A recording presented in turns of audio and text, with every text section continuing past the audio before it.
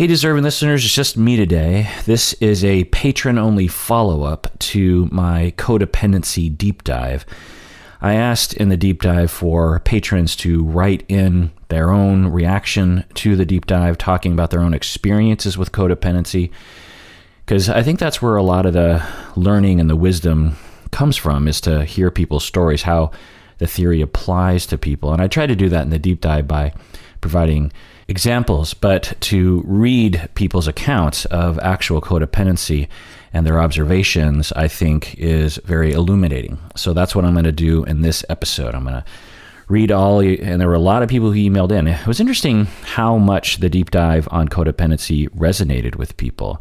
I don't think I expected that, but now that I'm reading all your stories, it makes a lot of sense, because codependency as a personality issue, I think, is a lot more common than people realize. And I also think that it is, you can have mild cases of it that are, quite common. Like when I start looking around the people that I know, I would say that there's a pretty good percentage that are at least somewhere on the spectrum. Maybe not like full blown, but mildly codependent.